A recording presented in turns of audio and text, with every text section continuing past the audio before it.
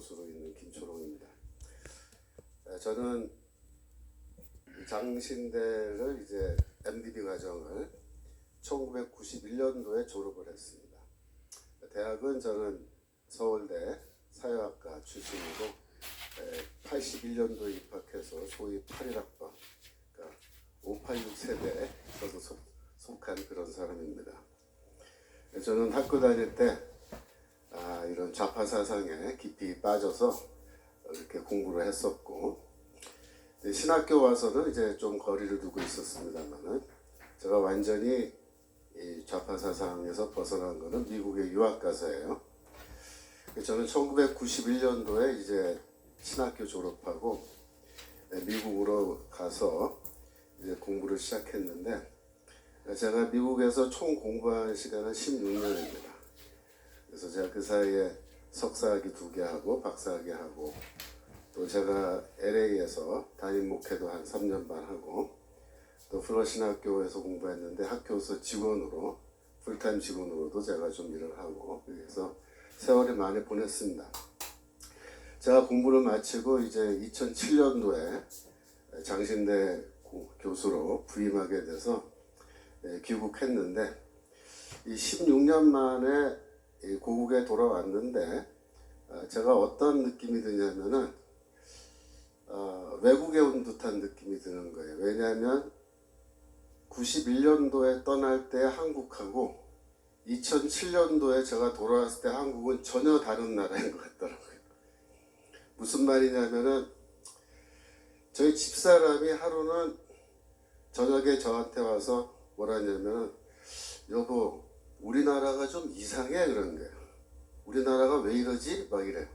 왜? 그랬더니, 아니, 사람들하고 만나서 이렇게 얘기를 해보면 그게 뭐 동네 사람이고 교수 부인이고 아니면 학교 학부형이건, 사람들하고 얘기하다가 이제 사회 문제나 정치 문제 이런 게 좀 얘기가 나오면은 너무 생각이 달라서 대화가 안 될 정도다, 그런 말을 하는 거예요. 하나같이 정부에 대해서 비판적이고 부정적인데 이야기를 가만히 들어보면은 왼쪽으로 많이들 가 있다는 거예요.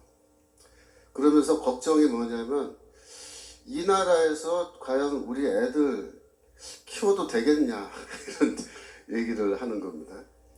저도 사실 말은 안 했지만 그 사이에 그런 느낌을 좀 많이 받았거든요. 이 TV를 틀고 이제 뉴스를 들으면은 좀 이상해요, 뉴스가 다. 그러니까 마음속이 좀 답답하고, 왜 이런 식으로 얘기하지? 사람들이 왜 이런 식으로 사고하지? 그렇게 걱정이 되는데, 문제는 뭐 그렇다고 해서 제가 직장을 그만두고 다시 미국으로 갈 수도 없는 형편이니까 세월이 지나면서 좀 걱정을 계속 했는데, 2012년도에 그 대통령 선거 있었죠. 그때 박근혜 대통령이 당선됐는데, 저는 그때 개표하는 거를 정말 조마조마하게 봤어요. 야, 이 나라가 앞으로 어떻게 되겠냐, 이거 큰일 났다 걱정하는 상황이었기 때문에, 야, 이거 박근혜 대통령 아슬아슬하게 된 거 보고 만세 불렀습니다, 제가 그날. 그런데 여전히 그러고 나서도 사회를 보면은 문제가 심각한 거예요. 근데 제가 정말로 우리나라가 위기구나 하는 걸 깨닫게 된 거는 이제 2003년도에 그런 생각을 갖게 됐는데, 2003년도에 어떤 사건이 있었냐면, 하루는 이렇게 텔레비를 이제 저녁에 와서 틀고 뉴스를 듣는데, 뉴스에 이석기라고 알죠? 통진당 국회의원 이석기라는 사람이 중심이 돼서 저기 합정동에 있는 천주교 어떤 성당에서 RO 모임이라는 게 있었는데, 이 RO가 뭐냐면 Revolutionary Organization 약자예요. 혁명가 조직의 약자입니다. 혁명가 조직. 혁명가 조직에 이제 모임이 있었다는 거예요. 근데 거기에 대해서 검찰이 수사를 해가지고 이제 수사 결과를 뉴스에서 발표를 하는 겁니다. 그래서 가만히 얘기를 들어봤더니 무슨 말이냐 하면, 자칭 혁명가라고 하는 사람이 130명이 그날 같은 자리에 모여서 토론회를 하고 회의를 했다는 겁니다. 그러니까 토론과 회의의 주제가 뭐냐면은 남조선 해방의 혁명적 상황이 발생했을 때, 이렇게 해요. 남조선에서 혁명적 상황이 발생했을 때 우리 RO 조직원들, 우리 혁명가들은 어떻게 행동해야 되느냐라는 주제를 놓고 이분들이 토론을 했는데, 이분들이 다 얼굴을 다 맞대고, 이런 식으로 공개적으로 얼굴과 얼굴을 맞대고, 그 다음에 더 중요한 건 뭐냐면 실명으로 자기의 이름을 다 까발리고 이렇게 회의를 했다라는 겁니다. 저는 과거에 제가 학생운동이나 뭐 좌파운동 제가 이렇게 할 때 어떤 훈련을 받았냐면은 사람과 조직 활동을 할 때 사람과 사람을 만날 때 절대로 실명을 사용하지 않습니다. 다 가명을 쓰게 돼 있어요. 저도 그 당시에 쓰던 가명이 있어요. 그래서 자기소개할 때 다 가명을 씁니다. 그 다음에 서로에게 개인적인 사안, 어디 사느냐, 형제가 어떻게 되느냐, 뭐 고향이 어디냐, 이런 거는 절대 못 묻도록 그렇게 교육을 다 받습니다. 왜냐하면 상대방을, 우리 같은 조직원인데 구체적으로 알면 나중에 제가 검거되거나 그 사람이 검거됐을 때 나에 대한 정보를 알고 있으면 나도 위험하기 때문에 서로 보안 유지라 그래요. 보안을 지키기 위해서 실명도 안 쓰고 가명 쓰고 서로 모여서 얘기할 때 소위 말해서 사업 얘기, 혁명에 대한 이 얘기만 하지 사업 얘기 외에 다른 얘기는 절대 안 합니다. 만약에 개인적으로 뭐 고향 어디냐 그렇게 물으면요, 곧바로 너 왜 그거 왜 묻냐, 바로 이제 고발 들어가면 자비판 해야 돼, 자비판. 그리고 2명, 3명까지는 괜찮아요. 내가 1대1로 만나거나 2대1로 만난 것까지는 괜찮은데 4명, 5명, 6명으로 모임이 커지면 위험하다고 얘기합니다. 그래서 절대로 여러 명이 모이지 않습니다. 철저하게 1대1, 그게 점조직이라는 거예요. 그래서 서로 만날 때도 위쪽에서 소개해서 만나지 아는 사람끼리 안 만나요. 그렇게 훈련을 받습니다. 심지어 도로를 걸어갈 때 버스가 이쪽에서 오잖아요.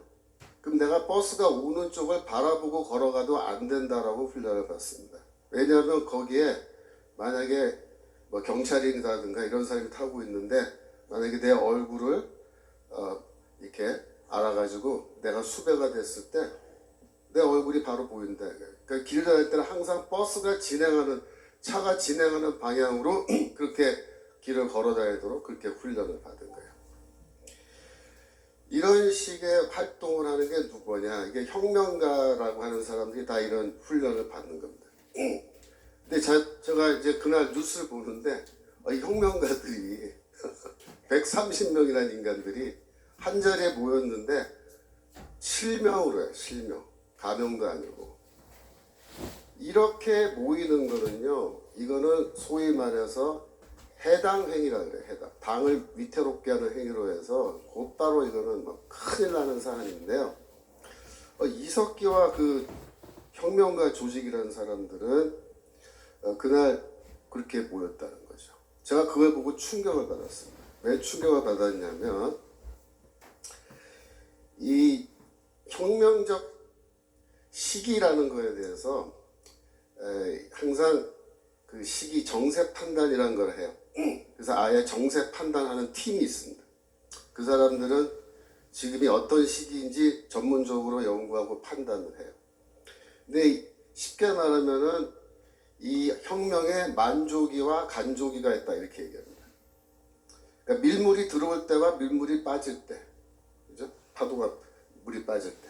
그러니까 간조기에는 어떻게 하냐면 다 우리가 지하로 들어가야 된다. 철저하게 신부를 감추고 활동해야 된다. 그럼 혁명의 만조기, 물이 이렇게 차올랐어. 그럼 어떻게 되느냐? 그때는 바깥으로 나와서 공개적으로 활동해도 괜찮다 이렇게 얘기합니다. 그러나 그 당시에는 80년대에는 우리가 다 간족이라고 생각했기 때문에 이렇게 공개적으로 이런 모임을 하거나 그런 걸 절대 하면 안 되는 금기사항이었는데 몇 년도요? 2013년도입니다. 2013년도에는 이 혁명가 조직들이 어떻게 판단했냐면 지금은 만족이라고 판단합니다. 만족, 혁명의 만족. 이제 때가 무르익었다 이래요. 드디어 이제 추수할 때가 왔다 이래요.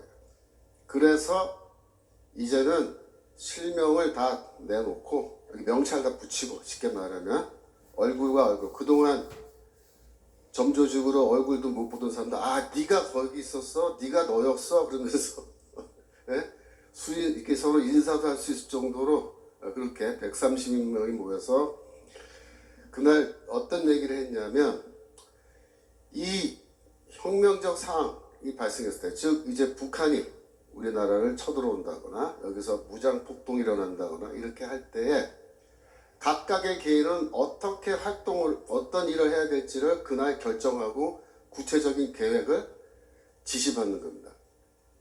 그래서 그날 오고 갔던 이야기들 중에 보면은 압력밥솥을 사용해서 폭탄을 제조하는 방법에 대해서 얘기를 하고 사제 권총을 만들어서 권총 어떻게 만들어서 쓸 거니 그걸 서로 논의하고 그래서 혁명적 상황에서 우리 사회의 기관시설 중 어떠한 시설을 우리가 공격해서 그걸 파괴할 것인지 전신, 전환, 철도, 교통 그죠? 그 다음에 에너지 창고, 기름 들어있는 것 유리 보관소 이런 거 발전소 이걸 어떻게 공격할 것인지 임무 분담을 다 한 겁니다.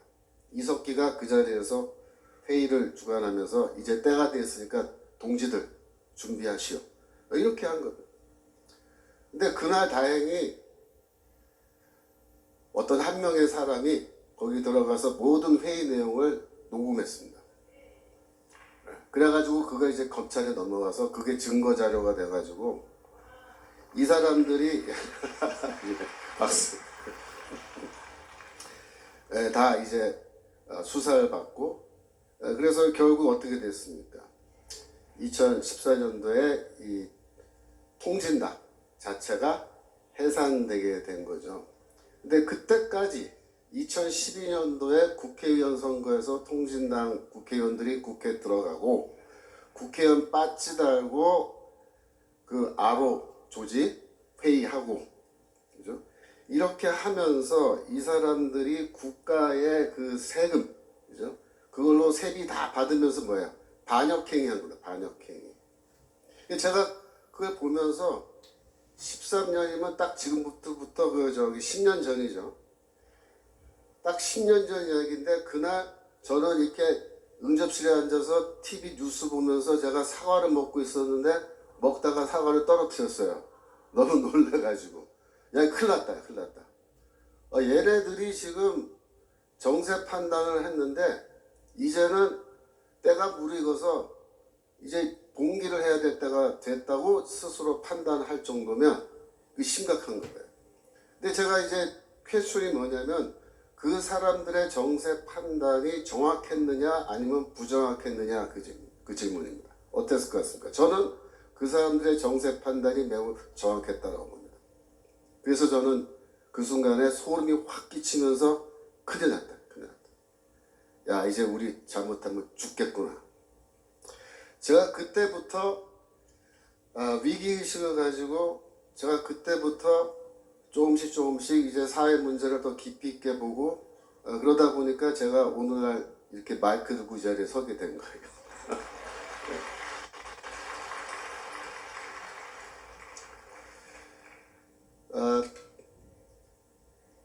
그 당시에 안철수 의원이 뭐 이런 말 했어요.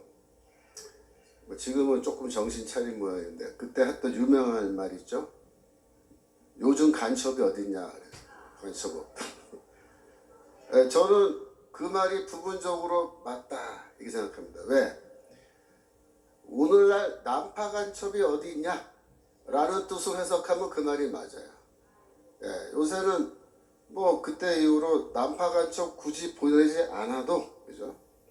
남쪽에서 자생적으로 생겨난 이 공산주의자들이 스스로 알아서 북파 간첩들보다 더 열심히 일들을 하고 있기 때문에 뭐 남조선에 간첩 보낼 필요가 있냐.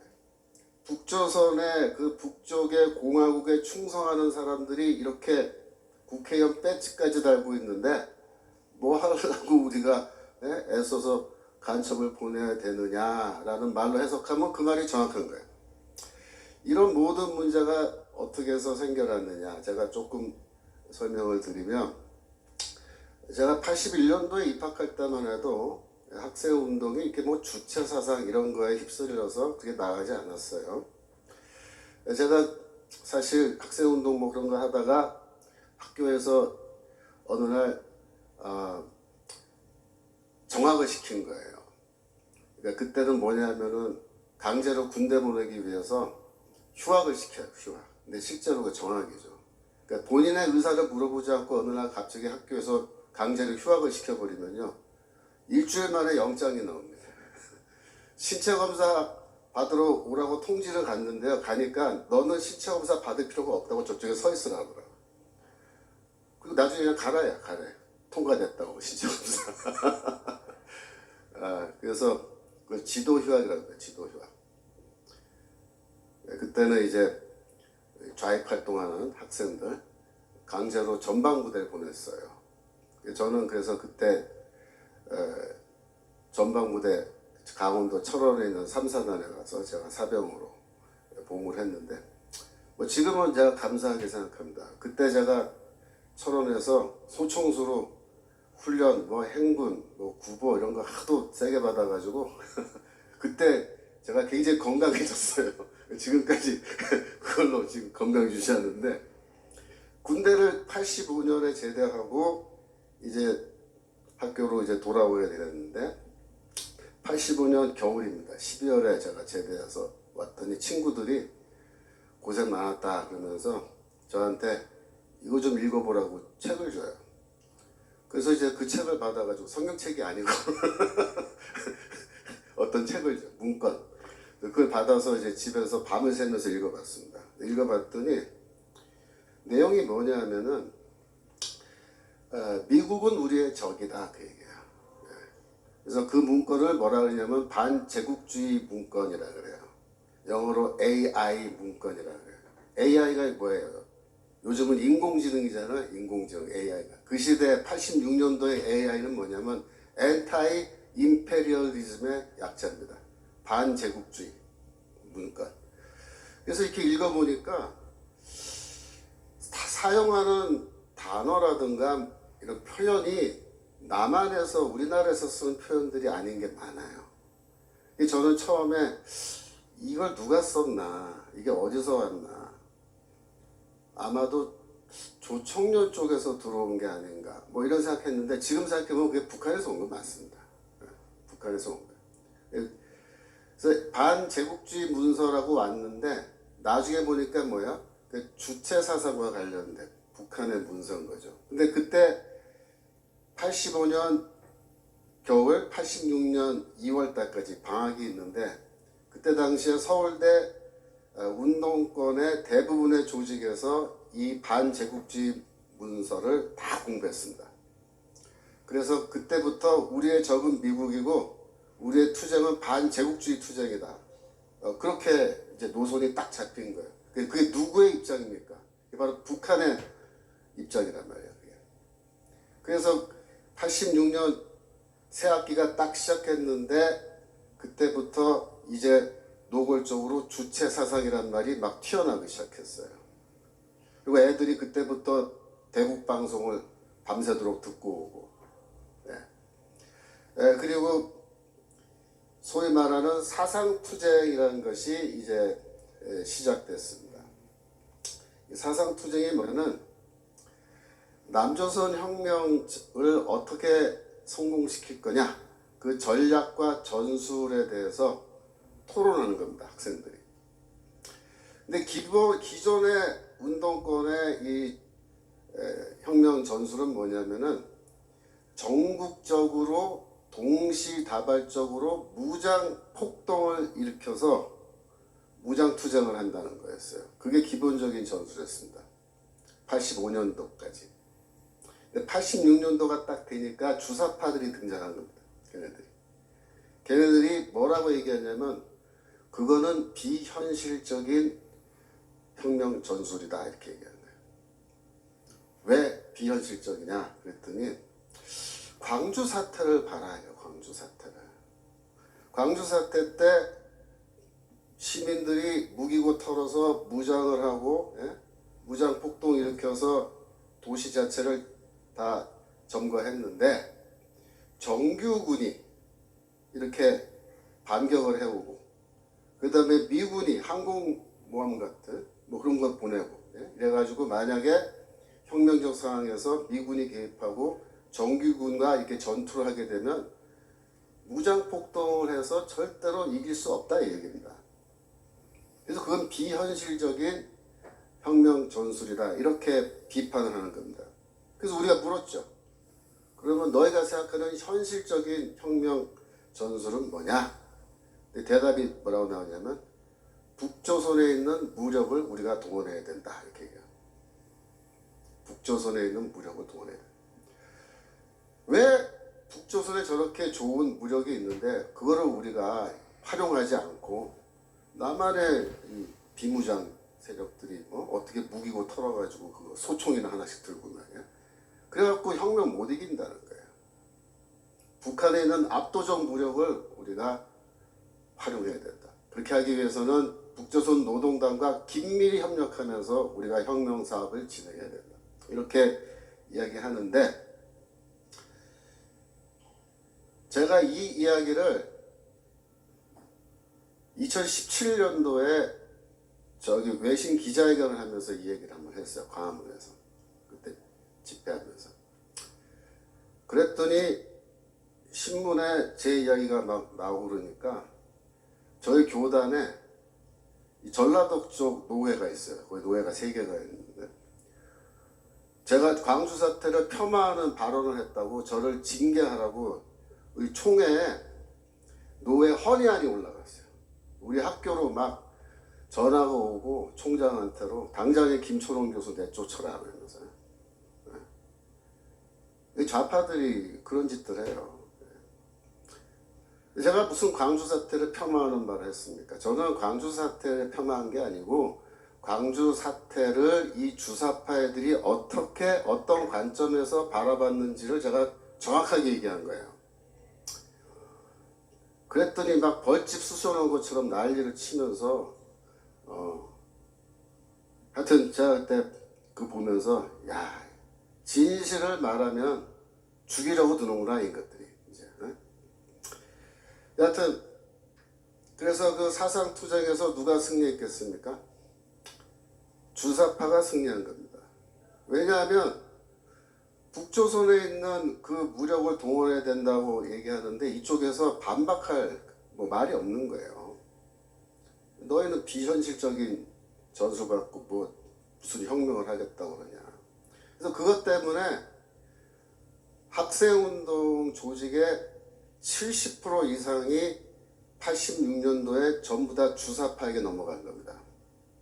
그래서 그때부터 주사파들이 이 실권을 잡고 전체 학생들, 단과대별로, 과별로 스터디 모임들 만들어가지고 다 학습시켜가지고 조직원들 외에 대중교육까지 들어가지고 이 주체사상 이런 게 좌파 사상이 쫙 이제 학생들에게 유포된 겁니다.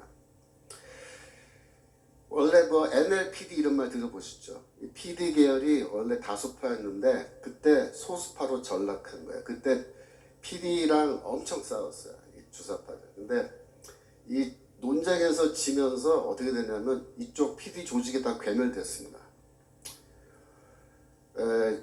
이 주사파들이 얼마나 악랄한 놈들이냐면은 NLPD 다 사실 똑같은 놈들이잖아. 그 당시에. 그 놈이 그 놈인데 이놈들 다 공산주의자들인데 이 주사파들은 논쟁을 해서 조직을 장악하면은 괜찮은데 만약에 장악을 못 하잖아요. 그럼 어떻게 하냐면은 PD 쪽 조직 이름과 주소와 전화번호를 다 파악해가지고 그걸 경찰에다 넘겨버려요. 이런 짓 하는 놈들이에요. 주사파 놈들. 그러니까 주사파는 쉽게 말하면 좌익 운동 중에서 자기들 위에 다른 생각 갖고 있는 놈들을 적으로 봐요. 그래서 저놈들은 조직을 다 괴멸시켜야 된다 그래갖고 경찰에 아예 명단을 넘겨버려요. 그러니까 저도 그때 당시에 사상투쟁하면서 이렇게 하다가 결국 우리가 이기긴 이겼는데 저놈들이 하여튼 우리 다 파악이 끝났기 때문에 우리도 할 수 없이 조직 다 해산하고 저도 집으로 돌아온 겁니다. 제가 그때 아주 이 주사파들에 대한 환멸, 인간이 아니다 이것들은 그런 생각을 하게 됐죠.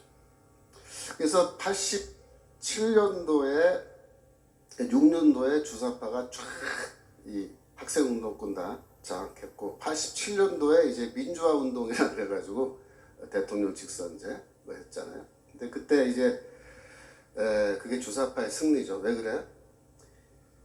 민주화 주사파가 민주화 세력 혹은 민주화 운동의 주역, 한국의 민주주의를 가져온 공헌, 장군인들로 그렇게 이제 가면을 쓰게 된 거예요.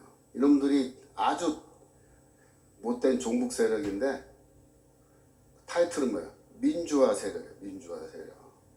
그래가지고 이제 자기들이 공산주의 운동을 민주화 운동으로 둔갑을 시키는 거죠. 88년도가 되면 어떤 일이 벌어지냐면은 전국의 노동운동, 사회문화운동, 기독교 운동도 마찬가지, 좌파 기독교 운동, 몽땅 다 주사파가 접수합니다. 다 쳐들어가서 이 학번은 86, 85, 86, 87 학번들이야, 얘네들이.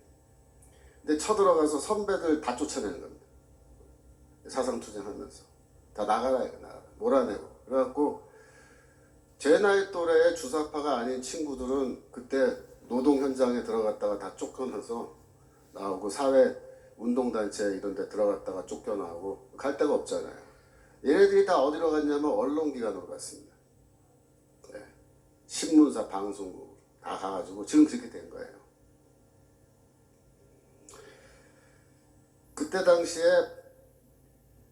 주사파의 대부라는 사람이 김영환이라는 사람인데 이 사람이 이제 1991년도에 북한으로 잠수정을 타고 가서 김일성이를 만나고 옵니다. 주사파의 지도자예요. 근데 이 사람이 아주 특이한 사람입니다. 제가 예전에 박근혜 대통령 시절에 사회 대통합위에서 대통합위원회라고 만들었는데 거기 분과에 그 이념 분과라고 있었어요. 제가 그때 분과위원으로 들어갔었는데 그때 김영환 씨도 저랑 같은 분과에 있었어요. 제가 그때 한 1년 정도 계속 회의하고 만나서 토론하면서 내가 사귀어본 적이 있는데 특이한 사람입니다. 이 양반이 김일성이랑 면담을 하고 또 주체사상 이론가들과 토론을 했어요. 북한에서. 그랬더니 뭐라 하냐면 놀랍게도 이 사람들이 주체사상을 잘 제대로 모르더라. 그걸 잘 알았다는 거예요. 북한 가서 이제 사회를 봤는데 자기들이 꿈꾸던 그런 세상이 아니었다. 그런 사회가 아니었다. 그래서 너무나 실망했다. 이렇게 이제 나중에 얘기를 했습니다. 그리고 돌아와서 6년이 흐른 뒤에 1997년도에 김영환이가 주사파 지하 조직인데요. 민혁당이라 그래요. 민혁당. 조직을 해산하기로 결정을 하고 지도자들을 다 불러 모았어요. 그래서 내가 북한도 다녀오고 다 알아봤는데 우리가 이거 속은 것 같다. 그래서 나는 이제부터 북한 해방운동 해야겠다. 뭐 그러면서 민혁당 조직 해산하자. 이렇게 하고 상당 부분의 조직은 해산했습니다. 근데 그때 끝까지 해산 안 한 조직이 경기 동부연합이라고 말하는 그 사람들인데, 이 사람들이야말로 진정한 주사파입니다. 네. 우리는 끝까지 북한에게 충성해야겠다, 이런 사람들인데, 이 경기 동부연합이 결국 누가 수장이냐면 이석기가 바로 수장인 거죠. 이 사람들이 성남시를 거점으로 해서 조직을 갖고 있는데, 서울 외국어대학 용인 캠퍼스 출신들이 주로 되어 있고요. 근데 이 사람들이 왜 중요하냐면은 2010년도에 이재명이가 성남시장 선거에 출마합니다. 그 전에 이재명이는 민변, 민주화를 위한 변호사 모임, 민변에서 활동하고 성남시에서 변호사로서 있으면서 뭐 여러 가지 활동하다가 민주당에 들어가서 뭐 국회의원 출마도 해보는데 실패해요. 그랬는데 성남시 시장에 이제 2010년도에 출마를 했는데, 그때 당시에 민노당이라고 있었어요. 민노당을 이 경기동부연합이 거기 민노당에다 가입해서 민노당을 통째로 이제 장악해서 갖고 있는 상태였는데, 그 당시에 민노당도 성남시장 후보를 냈습니다. 김미희라고 서울대 약대 출신이에요. 여자인데, 이 김미희가 성남시 후보로 시장 후보로 나오고 이재명도 나왔단 말이에요. 그랬는데 이 경기동부연합에서 어떤 결정을 내리냐면 김미희한테 야, 너 후보 사퇴하고 이재명이랑 단일화해라, 이렇게 한 거예요. 왜 그렇게 했느냐? 이 이재명이가 성남시에서 변호사 활동하면서 이 경기동부연합 사람들이랑 그 전부터 친분이 있게 많이 생긴 거예요. 특별히 그쪽 사람들이 법원에 재판받게 되면은 가서 자기가 변론도 해주고, 또 성남시에 여러 가지 그 위원회 모임 이런 게 있는데 거기서 같이 참여하고, 이래가지고 관계가 가까워진 거예요. 그래서 경기동부연합 쪽에서 김미희한테 야, 너 후보 사퇴하고 이재명 지지하자 우리가. 그래서 이재명이를 성남시장 만들자, 그렇게 된 거예요. 그래서 그 전번에는 떨어졌는데 이번엔 당선한 거예요. 2010년입니다. 그때 당시에 이재명의 성남시 시장 그 인수위원회 명단이 있어요. 지금도 인터넷 보면 다 나오는데, 그 인수위원회 대부분이, 상당 부분이 경기동부 연합 사람들로 되어 있다, 이렇게 기사가 나와 있습니다. 그리고 시장으로 취임한 이후에 어떻게 되냐면은 경기동부 연합 사람들이 성남시에서 진행하는 대부분의 이권 사업을 독식했다, 이렇게 되어 있습니다. 무슨 말이냐면 성남시에서 이번에 여기 도로에 보도블록을 새로 깔아야 된다, 그런 거 많잖아요. 도로공사 보도블록 갈아 끼우는 거 뭐 별로 깨지지도 않았는데 다 갈아 끼잖아요, 시 예산으로. 이제 그런 걸 하게 되면은 어떻게 되냐면은 이 경기동부연합 사람 중에 하나가 이 도로공사 블록 갈아 끼는 회사를 하나 빨리 차리는 거예요. 그러면은 이미 그 시회, 성남시 공무원 그 조직에 이미 이 사람들이 다 들어가 있는데, 자기 편인 사람이 이제 그거 하겠다고 신청하면 거기에 수주를 주는 거예요. 그러니까 이 사람들이 원래부터 도로공사 이런 거 하던 사람들이 아닌데, 그러니까 성남시에서 뭐 할 거라는 거 정보를 다 주면은 미리미리 이번에 전기래 그러면 전기회사 차리고, 예? 이번에 하천이래 그러면 하천 정비 이런 거 해가지고 회사 차리고 사람들 그 고용해가지고 일 시키고 돈은 지네들이 다 가져가는 거예요. 이런 식으로 해서 이권 사업에 다 개입해가지고 돈을 벌어가요, 얘네들이.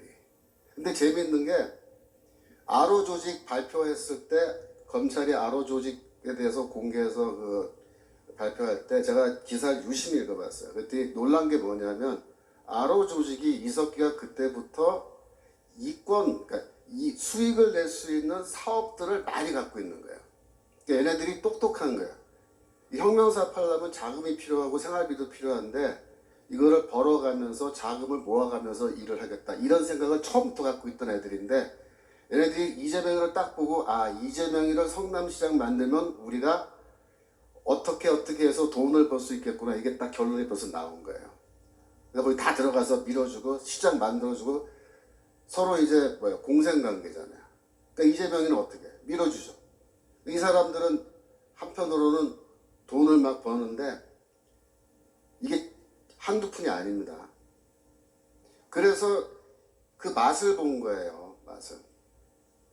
맛을 봤는데 물론 2012년에 이제 19대 국회 때 통진당이 국회의원으로 쫙 들어가고 그랬는데 14년도에 통진당 해산됐잖아요. 근데 우리는 그걸로 해서 통진당은 사라졌겠지 이렇게 생각했잖아요. 천만의 말씀입니다. 이 경기 동부연합과 이재명 사이의 그 연대는요 더 견고해진 거예요. 그때부터 2018년도에 이재명이가 경기도 도지사에 출마해서 도지사에 당선됩니다. 그때 1등 공신이 누구 것 같아요? 경기 동부연합이에요. 그래서 이재명이가 이번에 경기도 도지사를 하니까 생각을 해보세요. 성남시에서 해먹었던 게 경험과 노하우가 이제 축적됐잖아요. 근데 이게 경기도가 사이즈가 얼마나 큽니까? 성남시 사이즈랑 경기도 사이즈는 이거는 비교가 안 되잖아요. 그러니까 얘네들이 이번에는 경기도에서 해먹기 시작한 거예요. 많이 해먹었을 겁니다. 조사해보면 다 나오겠지만 제가 보기에 어마어마하게 해먹었는데 왜냐하면 그 중에 딱 하나만 예를 들게요. 대장동 하나만 얘기해 보자고요. 대장동 사건이라는 거는요, 굉장히 복잡하게 되어 있는 것 같지만 본질은 간단해요. 그 대장동 택지 개발하고 아파트 짓고 그거 개발해서 생기는 수익을 어마어마한 수익을 누가 먹었느냐, 그게 이제 대장동 사건의 핵심이에요. 그런데 첫 번째 그 개발할 때 그 돈을 빌려준 투자 은행들 있죠. 은행들은 많이 못 가져갔어요. 정상적인 그런 정도의 수익만 벌고 갔습니다. 성남시는 처음부터 우리는 그 수익 안 갖겠다 이렇게 선언한 거예요. 그게 대장동 사건. 그럼 누가 가져갔느냐? 개인 투자자들이 가져간 겁니다. 그래서 여러분 화천대유 이런 말 들어보셨어요? 천화동인 3호 이런 거 들어보셨어요? 4호, 5호 이런 말? 이게 다 개인 투자자들 모임 만든 건데, 예를 들어서 화천대유에서 3억 5천만 원을 투자한 사람이 얼마 벌어갔을 것 같습니까? 3억 5천. 예를 들어서 4억이라고 치고 4억 몇십억이요? 그러니까 여러분들이 순진하신 거예요. 단위가 틀려요. 400억이요? 그러니까 순진하신 거예요. 얼마 해먹었냐면 8천억 가져갔습니다. 여러분 4억 넣어서 8천억 가져가면요, 이거 어마어마할 거 아닙니까? 네. 천화동인 3호, 이 사람은 돈이 좀 없었나 봐요. 872만 원 투자했습니다. 1,000만 원이 안 되잖아요. 얼마 벌어갔을 것 같아요? 1,000만 원 넣고 2천억이요? 2천억 너무 심했다. 101억 벌어갔습니다. 101억. 1,000만 원 넣어서 1억을 벌어가도 10배잖아요. 10억 벌어가면 100배고, 근데 100억 벌어갔으니까 1000배. 투자해서 수익률 1000배. 여러분 이해되세요? 이게 대장동이에요. 자, 무슨 말이냐면 성남시에서 해먹고 경기도에서 이제 해먹는데 우리는 모르는 거예요. 어디서 얼마큼 해먹었는지, 이 경기 동부연합에는. 그런데 이거 딱 터지고 나서 제가 딱 들여다보니까 8천억이고 이러면요, 조금만 더 해먹으면 1조잖아요. 1조. 네? 그러니까 이 경기 동부연합 애들이 이 통이 커져가지고 이제 해먹으면요, 한 1조 정도 해먹는데, 이게 다 뭐냐면요, 혁명 자금입니다. 좋은 말로 정치 자금이 되겠지만 이재명의 경기 동부연합 입장에서 혁명 자금이에요. 그래서 이 돈을 지금 누가 갖고 있는지 이제 파악이 안 되는 거예요. 검찰이 지금 수사를 하고 있는지 안 하는지 모르겠는데, 이게 지금 누가 이 돈을 다 갖고 있고 어디에서 지금 어떤 용도로 지금 썼고 얼마가 남아있는지 파악이 돼야 되는데, 이게 지금 오리무중이죠. 이 대장동 사건 터지면서 어떤 사람들 이름이 튀어나왔냐면은 뭐 권순일 대법관, 뭐 아세요? 권순일 대법관, 박영수 전 특별검사, 박근혜 대통령 수사에서 감옥에 집어넣은 놈이죠. 김순환 전 검찰총장, 강찬우 전 수험지검장, 이런 사람들의 이름이 막 튀어나오죠. 그죠? 뭐 국회의원들 이름도 막 튀어나오고. 다 뭐냐면 돈 받은 사람들이에요. 근데 이 사람들한테 이제 돈을 줬는데 법조계에도 주고 정치계에도 주고 이제 돈을 막 뿌린 거예요. 그러니까 생각해 보세요. 8천억 1조 가량 돈이 있으면요, 돈 뿌리는 거 이거는 뭐 저기 이렇게 어렵지 않잖아요. 이게 보험금이라 하죠. 보험금. 그래갖고 법조계 판사 검사들한테 쫙 돈을 뿌려 놓은 거예요. 이미. 제가 보기에는요, 이 이름 나온 사람들은 뭐한 사람들이냐면 심부름한 사람들이에요. 자기들이 돈 받고 끝난 게 아니고 이 사람들은 심부름한 사람이고 심부름 값으로 얼마 받은 거예요. 얘네들을 통해서 또 누구한테 얼마가 갔는지는 몰라요. 지금 수사를 해봐야 하는 거예요. 그러니까 이재명이가 법정에 끌려가도 겁을 안 내는 거예요. 예. 뭐 겁나요? 다 나한테 돈 받은 놈들인데. 어이, 다 아는 놈들이구만 그런 거예요. 그래서 보니까. 그러니까 이 판결이 그렇게 나오는 거예요, 지금. 그래서 지금 지난번 대통령 선거에서 이제 이재명이 물론 간발의 차로 졌습니다만은, 이 경기동부 연합과 이재명은 얘네들은 이걸 패배라고 보지 않아요. 네, 절대로. 얘네들은 지금 우리가 한 발 후퇴했지만 2보 전전하면 된다 이렇게 생각하는 애들. 지금 현재 민주당은요, 이재명이 꽉 쥐고 있어요. 그 당권파라 그러죠. 당권파. 이재명파. 누굴까요? 경기동부 연합 사람들입니다. 그러니까 지금 이재명이 그저께 뉴스 보니까 인재위원장이 됐대요. 자기가 스스로 인재위원장으로 자기를 임명했대요. 그래서 민주당에 왜 인재위원장이 생겼냐면 내년도 국회의원 공천 때문에 이게 생긴 겁니다. 왜? 새로운 인재를 국회의원으로 공천 줘서 이제 당선시켜야 된다 이거죠. 그러니까 이재명이가 내가 인재위원장 하겠다라고 할 때 그 뜻은 뭐예요? 공천은 내가 하겠다예요. 그러니까 지금 이재명이한테 반기 들고 있는 그 비주류, 민주당 비주류도 너희는 뭐 알아서 해라 이거예요. 너희는 절대 공천 안 줘. 내가 아예 선언한 겁니다. 그러면 이재명이는 누구를 공천할까요? 네. 그동안 자기를 성남시장 만들어주고 경기도 도지사 만들어주고 앞으로 나를 대통령 만들어줄 사람들 누굽니까? 진짜 주사파, 진짜 찐, 진짜 주사파인 이 경기동부 연합 계열의 사람들을 분명히 공천할 겁니다. 근데 문제는 뭐냐면 이 사람들이 예전부터 이 지하 조직으로 이렇게 다 엮여 있는 사람들이기 때문에 이제 공천을 누구 주는데 누가 누구인지 잘 몰라요 우리가.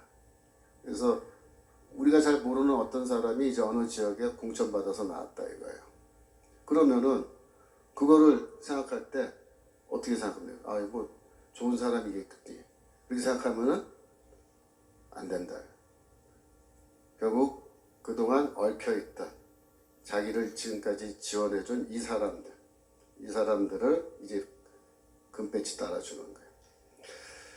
그러면 주사파 중에서 지금까지 전향하지 않고 우리는 끝까지 북한에 충성을 다 해야겠다라고 끝까지 조직을 유지해온 이 사람들이 결국은 뭡니까? 민주당을 장악하는 겁니다.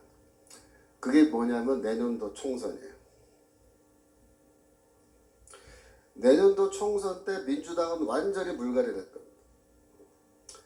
지금은 뭐 이렇게 섞여 있지만 그때는 컬러가 단일하게 될 거예요. 겉으로 보기에는 이재명파가 이제 당권파로 다 통일됐다라고 이렇게 말하지만 그 속내는 뭐예요? 진짜 주사파입니다. 얘네들이.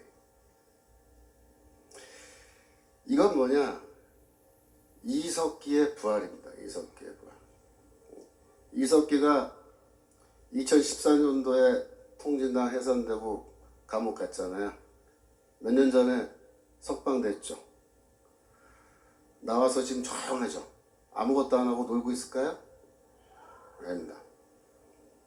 다 작전 계획 짜고 다 명령하고 이거 다 지금 조직이 활발하게 움직이고 있는데 얘네들이 어마어마한 돈까지 이제 정치 자금까지 다 확보했기 때문에 얘네들이 할 수 없는 일이 없어요. 네, 그게 지금 제일 심각한 문제입니다. 그래서 대통령 선거가 27년도에 예정되어 있는데 내년도에 민주당이 200석을 장악하고 이러면은 이제 윤석열 정부는 완전히 식물 정권 돼버린 거죠. 그러고 나서 이제 27년도에 가서 대통령 선거할 때 후보를 낼 텐데 뭐 이재명은 어차피 지금 이석기 아바타입니다. 그러니까 이재명이를 뭐 이렇게 해서 뭐 감옥에 집어 넣어도 사실은요 큰 변화는 없어요. 왜냐하면은 이재명이 구속돼서 들어가면 또 다른 이석기의 아바타가 이제 등장하는 거예요. 그래서 얘네들이 이제 대통령 선거해서 만약에 그쪽 후보가 대통령으로 당선되면 제가 보기에는 그 순간 대한민국은 끝입니다. 그걸로 끝난 거예요. 생각해보세요. 이석기가 대통령 된다고 생각해보세요. 그럼 끝난 거예요. 그래서 내년도 국회의원 선거가 중요하다 그렇게 말씀드린 겁니다. 정광 목사님께서 그냥 목 놓아서 부르짖는 거. 내년도 우리가 꼭 200석 해야 된다. 왜 200석을 해야 되죠? 이러한 어마어마한 지금 무서운 일들이 우리 눈에 보이지 않지만 이게 진행되고 있단 말이에요. 그래서 내년도에 200석을 못하면 어떻게 되느냐? 윤석열 정부가 하고 싶은 거 아무것도 못해요. 그 200석을 우리가 넘게 해줘서 어떻게든 저놈들을 밟아놔야 윤석열 대통령이 그나마 지금 하고 싶은 걸 막 한단 말이에요. 그러면 그만큼 우리 대한민국의 미래가 조금 더 안정적으로 간 거예요. 정광 목사님께서 지난번 대통령 선거를 평가하면서 하나님이 우리를 사랑해 주시고 우리가 눈물 흘리면서 기도하고 과문에 나가서 그 추운 겨울에 그 고생하면서 집회하고 이래가지고 하나님이 우리 대한민국의 생명을 5년 더 연장해 주셨다 이렇게 얘기하죠. 그게 정확한 얘기입니다. 5년 연장된 겁니다. 우리가 완전히 구원받은 게 아니에요. 그래서 5년 시간도 주셨는데 이 5년 동안에 우리가 어떻게 하느냐에 따라서 대한민국의 미래가 이제 향방이 결정되는데 우리가 지금 굉장히 중요한 시점입니다. 내년도 4월까지 몇 달 남았습니까? 반년도 안 남았죠. 이 반년도 안 되는 이 기간 동안에 뭐다? 대한민국의 운명이 결정된다. 지금 이렇게 우리가 넋놓고 있으면 안 된다. 자유마을 조직이 중요하고, 그죠? 계속해서 우리가 이 사람들을 모으고 조직하고, 그래서 결국 내년에는 표싸움으로 가야 되는데, 어떻게 우리가 전략을 짜고 할 건지는 이제 전 목사님이 다 알아서 전략을 짜시겠지만, 우리는 하여튼 지휘하는 방침에 따라서 그쪽으로 표가 많이 나오게끔 지금 이 얘기를 준비를 해야 된다 이겁니다. 그래서 지금 우리가 다시 한번 우리의 현재 상황을 이렇게 지나간 역사를 되짚으면서 생각을 해보면 이 주사파라는 애들이 진짜 끄지긴 놈들이에요. 얘네들은요 말 그대로 혁명가들입니다. 혁명가. 혁명가는 뭐냐면 공산혁명을 위해서 자기의 목숨을 내놓은 사람들을 말하는 거예요. 그 정도의 헌신을 하는 겁니다. 그래서 자기 인생의 목표는 다른 거 없어요. 남조선 해방이에요. 이걸 위해서 자기는 이미 30년 전에 다 헌신을 하고 30년 넘게 이 한 길을 달려온 애들입니다. 그래서 얘네들이 지금 그렇게 쌓아온 그 공적이 있는 거예요. 근데 이게 지금 만만하게 보면 안 되는 거예요. 지금 어디까지 왔냐면 우리 목 앞에까지 칼이 들어와 있는 거예요. 지금. 그래서 여러분들이 그런 점에서 다시 한번 깊이 자각하고 정말 전 목사님이 말씀하시는 게 왜 중요한 말씀인지 그걸 여러분들이 잘 이해를 해주시면 감사하겠습니다. 제가 시간이 조금 더 쓸 수 있나요? 아직 조금만 한 10분만 더 할까요?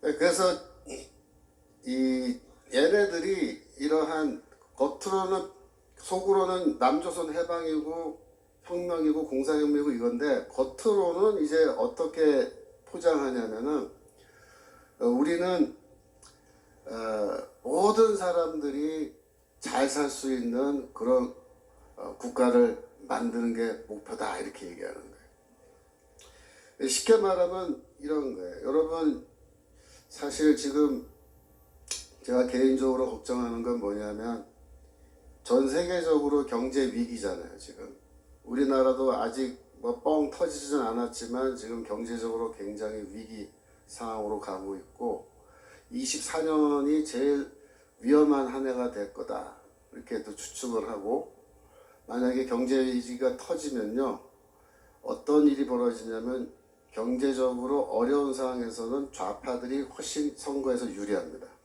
그게 문제예요. 내년도 국회의원 선거 때까지 안 터지면 다행인데 터지면 우리가 정말 불리한 상황이 돼버리는 거고 그 다음에 2004년도 후반에 터지는 경우에 27년 대통령 선거 때까지 시간이 있는데 그때까지 경제가 회복을 해서 우리한테 유리한 상황이 되면 좋은데 그렇지 않고 계속 불리한 상황에서 선거하면 더 어려운 거죠. 이러한 맥락에서 제일 잘 먹히는 주장이 뭐냐면 국가가 이 팍팍한 경제적 상황 속에서 모든 민생 문제를 우리가 다 해결해 주겠다라는 거예요. 그러니까 이 젊은 사람들일수록 지금 더 힘드니까 취직도 안 되고 그런 말에 홀딱 넘어가요. 문재인이가 2017년도에 대통령 되자마자 7월 달에 발표한 5대 국정 목표가 있는데요. 그 중에 세 번째 목표가 뭐냐면 내 삶을 책임지는 국가입니다. 내 삶을 책임지는 국가.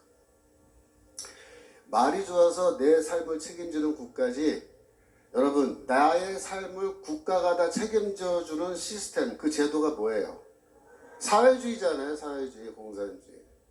공산주의 하겠다는 얘기를 이렇게 멋지게 내 삶을 책임져주는 국가 이렇게 하는 거예요. 그러니까 이 내용을 모르는 사람들은 이 말만 듣고 혹하는 거예요. 아니, 너무 매력적이잖아요. 살기도 힘들어 죽겠는데 취직도 안 되고 돈도 없고 그러는데 국가가 내 삶을 다 책임져 주겠다. 내가 너 먹을 거 입을 거 이 집 그죠? 다 책임져 주고 너 저기 취직도 국가에서 시켜주고 그죠? 사회주의 국가는요 원래 완전 고용입니다. 100%. 얼마나 좋아요. 이 성경 말씀에 마태복음 6장 34절에 너희는 내일 일을 염려하지 말라라고 이제 주께서 말씀하셨는데 이게 아이러니인 거예요. 이 국가가 모든 걸 다 책임져 줄 테니까 너희는 염려하지 말고 편안하게 살아라. 내 말만 잘 들으면서 그렇게 얘기하는 건데 이러한 핑크빛 미래를 이렇게 청사진으로 보여주면요 다 거기에 속아 넘어가는 거예요. 속아. 여러분 이때 국가가 내 삶을 책임져 주겠다 할 때 국가는요 이게 메시아예요. 메시아. 예? 여러분 메시아는 누구예요? 예수 그리스도가 메시아입니다. 예수 그리스도가 우리의 구원자이신데 이 자식들은 국가가 너희를 구원해 줄 메시아다 이렇게 해요. 그래서 이 사회주의 국가는요, 국가가 메시아니까 국가의 최고 지도자가 뭐가 되냐면 우상이 되는 거예요. 우상. 왜? 이분이 우리를 다 먹여주고 살게 해주니까. 최고 지도자가 나에게 밥도 주니까. 나 밥 주니까 누구야? 어버이 수령이에요. 어버이 수령. 예?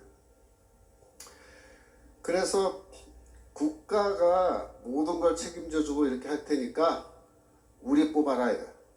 우리한테 표 달라 이거.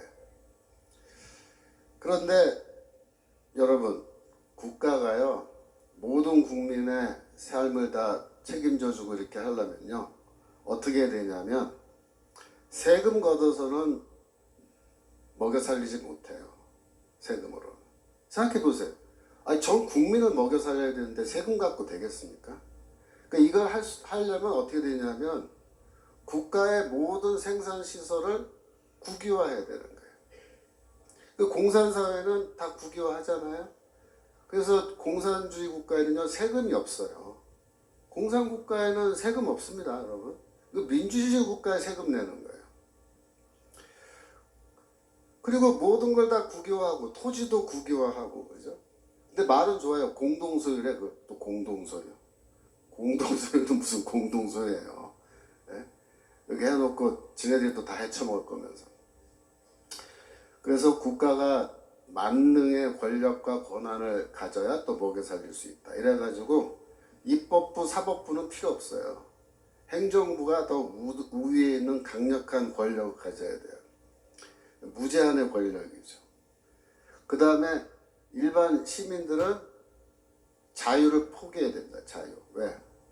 국가가 다 먹여주고 살려주는 대신에 내 말 들어야 돼. 내 말. 국가에 반항하고 이렇게 하면 어떻게 돼요? 너는 필요 없다. 수용소 보내버린다. 이렇게 되는 거예요. 그래서 전체주의 이 정부로 나가는데 성경 말씀 하나만 볼 수 있을까요? 예, 누가복음 16장 13절. 예, 원래 제가 성경 전문가인데 오늘은 이제 성경 한 구절밖에. 누가복음 16장 13절. 예. 지파인이 두 주일을 섬길 수 없나니 혹 이를 미워하고 저를 사랑하고 혹 이를 중히 여기고 저를 경히 여길 것입니다. 너희가 하나님과 재물을 겸하여 섬길 수 없느니라. 아멘. 너희가 하나님과 재물을 겸하여 섬길 수 없다.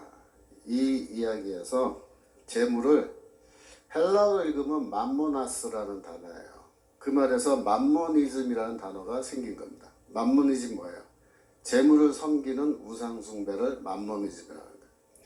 제가 대학생 때 또 그 이후에 교회에서 어떻게 배웠냐면 이 맘모니즘이 뭐냐 구체적으로 우리 시대에 맘모니즘은 자본주의다 이렇게 가르쳤습니다. 그렇게 배웠습니다.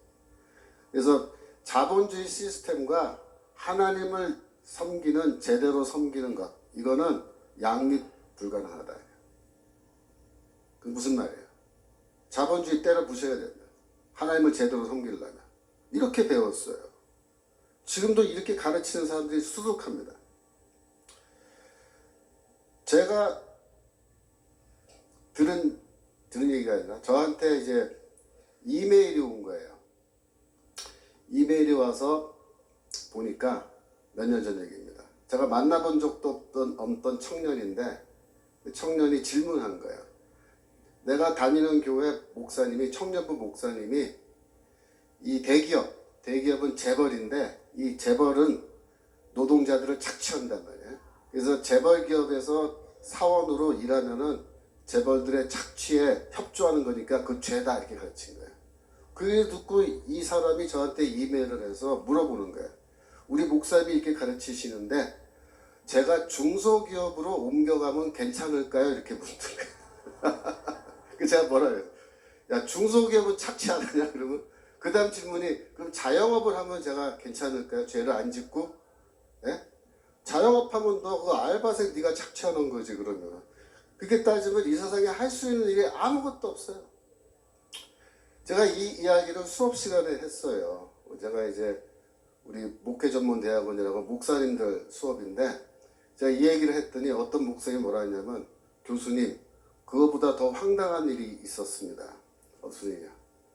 자기가 아는 어떤 교회인데 그 교회에서는 전도사님이 애들한테 뭐라고 설교했냐면, 이 자본주의를 철폐하고 사회주의 해야 된다고 설교에서 얘기했대요. 그래서 그것 때문에 교회가 난리가 나서 당회에서 이 전도사를 불러서 목사님이랑 너 왜 그렇게 가르쳤냐 라고 따졌다는 거예요. 혼내주려고. 그랬더니 이 전도사가 뭐라고 대답한 줄 알아요? 나 학교에서 배운 대로 가르쳤다 이렇게. 어쩌라고 이렇게. 그래서 처벌을 못했다는 거예요. 학교에서 그렇게 배웠으니까 그 문제 있으면 학교 가다 얘기해라. 왜 나한테 그러냐. 난 배운 대로 가르친 건데. 이렇게 지금 되고 있는 현실입니다. 그래서 이 배금주의, 만모니즘은 이 자본주의라고 생각했는데요. 여러분 솔직히 말해서 진짜 배금주의가 뭔지 알려드릴게요. 진짜 배금주의는 사회주의예요. 왜 사회주의냐면 사회주의는 뭐 하자는 거예요? 국가가 나한테 돈 주겠다는 거예요. 그죠? 내 생활비 주고, 그죠? 내 먹을 거 입을 거 다 돈으로 주고, 집도 사실은 돈이잖아요. 그래서 내 주머니에 꼬박꼬박 한 달에 얼마씩, 1년에 얼마씩 돈 준다는 거예요. 내가 일을 열심히 안 해도 돈 주는 거잖아요. 얼마나 좋아요. 그죠? 근데 자본주의는 뭐예요? 자본주의는요, 국가가 돈 줘요? 없어요. 뭐라 얘기하면 국가를 이렇게 얘기하는 거예요. 국가는 너희의 삶을 책임질 의무가 우리한테 없다. 그게 자본주의야. 네 삶은 네가 알아서 살아야 된다. 취직? 네가 알아서 취직하고 너 밥 벌어먹는 거 네가 알아서 하고 네 집 네가 사야지. 왜 국가가 너한테 집을 사줘야 돼? 공짜로 제공해야 돼? 이게 자본주의입니다. 이거 한마디 덧붙여요. 그런데 너 세금은 다 내야 돼. 세금은 꼬박꼬박 다 내야 돼. 이게 자본주의예요. 어느 게 배금주의입니까? 젊은 사람들이 왜 좌익 이념에 좌파 이념에 계속 이렇게 빨려 들어간지 아세요? 이것 때문이에요. 그것 까놓고 말하면 돈 사랑하는 겁니다. 돈. 돈 주겠다니까 글로 가는 거 아니에요. 그죠? 그래서 지금 우리는 어떤 결단을 해야 되냐면, 우리가 국가를 나의 메시아로 받아들이고 국가의 노예가 돼서 전체주의 사회에서 내가 살아갈 것인지, 아니면 자유인이 돼서, 바울이 말하는 그 자유인이 돼서 내가 스스로 나의 삶을 헤쳐나갈 것인지. 물론 어렵죠. 그러나 하나님이 나와 함께 하신다. 하나님이 나를 도우시고 하나님이 내 삶 가운데에서 나를 도우시기 때문에 내가 충분히 내가 살아갈 수 있다 라는 그런 의식 가지고 노예가 되기를 거부하고 자유인으로서 살아가는 그 결단이에요. 그게 뭐냐? 그게 내년도 국회의원 선거고 27년도에 대통령 선거다. 그렇게 말씀드리겠습니다. 여기까지 하겠습니다. 자, 기도하고 마치겠습니다. 기도. 하나님 아버지, 저희가 지금 이렇게 평온하게 살아가고 있지만 저희가 모르는 사이에 또다시 위기는 저희를 찾아오고 있음을 이 시간 다시 한번 기억합니다. 하나님께서 저에게 5년을 더 허락해 주셨는데 이 5년의 시간을 선용할 수 있도록 도와주시고 대한민국의 위기가 끝날 수 있는 기간으로 저희가 활용할 수 있도록 도와주옵소서. 이 악의 무리들과 저희가 싸우는데 저희가 힘이 부족하고 지혜가 부족하고 능력이 부족하지만 하나님을 의지하면서 나아가싸우니 주여 도와주시옵소서. 대한민국을 불쌍히 여겨주시고 이곳에 있는 여러 하나님의 교회들을 불쌍히 여겨주시고 다시 한번 기회를 허락해 주시고 선교할 수 있는 저희 나라, 이 전 세계에 복음을 전할 수 있는 저희 나라 되게 하시고 북한에까지 가서 북한 주민을 구원할 수 있는 저희가 되기를 원하니 주여 축복하여 주시옵소서. 감사드리며 예수 그리스도